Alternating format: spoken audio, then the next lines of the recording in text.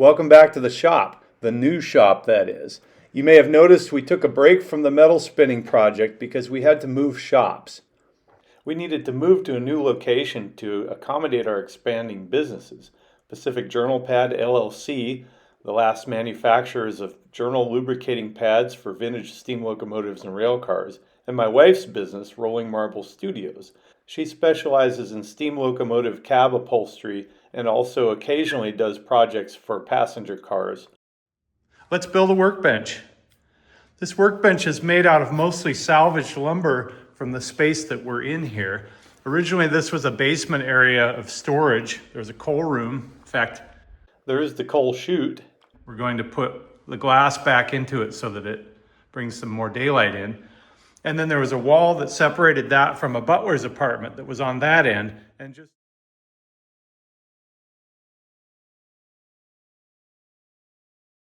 So there was a full wall, and we saved all the 2x4s.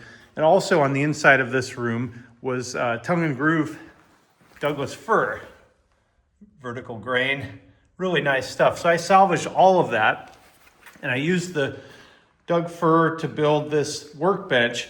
This is a modern top because I didn't have any materials on site to do that, but we got that at a local architectural salvage store. Let's get into the construction of the workbench. You can see I've got 2x4s screwed together to make nearly a 4x4. It's not precise dimensions. And then I have the stringers running this way, which are also 2x4s, and they rest on top of the front to back braces, and they're all attached with 2 screws each. And you can set the depth any way you want. These conventional countertops are about 25 inches, at least the one I got at the salvage shop. So I think I set this just inside of that on both sides. General overview of the layout. I started out with a simple sketch and began to cut out the timbers for the legs. You can see there are 2 2x4s screwed together for each leg, so there's a total of 8. You'll see that on the list. Then I cut the long stringers, the horizontal pieces that go side to side to support the countertop and the lower shelf. And with that, I had enough to start building the basic framework. I began with 3-inch wood screws attaching the 2x4s to one another for the legs. Next, I built the front and back frames by laying the legs down on the floor flat and setting the horizontal stringers across them and checking with a square. The positioning for the bottom stringer is kind of up to you, but I used at least one 2x4 width and even a little extra, so I had room to slide some things under the shelf if needed. With the front and back frames completed, it was time to connect the two and set the depth of the counter with these short pieces. This was a little trickier because I had to do everything standing up in the position it will finally be in, but I was able to use clamps while I was checking everything for square. I started with 1 screw per joint and then measured the diagonals to make sure I had a perfect square, then attached the second screws. I used this salvaged tongue and groove material for the shelving, and it works out really well because most of it was just the right length.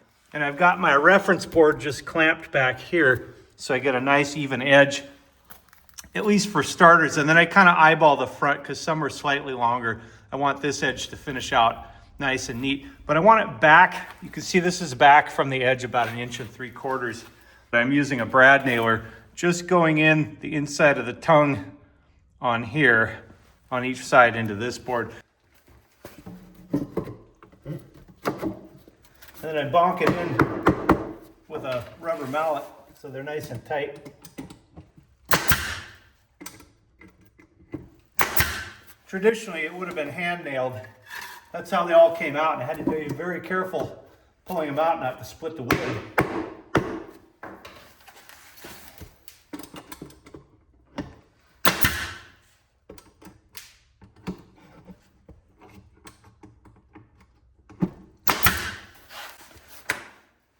The reason I drive these screws in at an angle, or these nails in at an angle, is because it's a tongue and groove.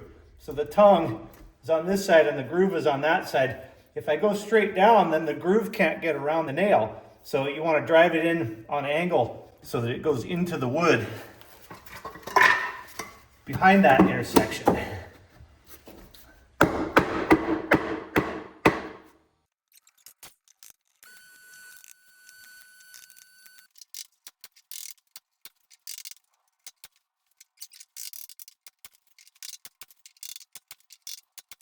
Here's the completed decking.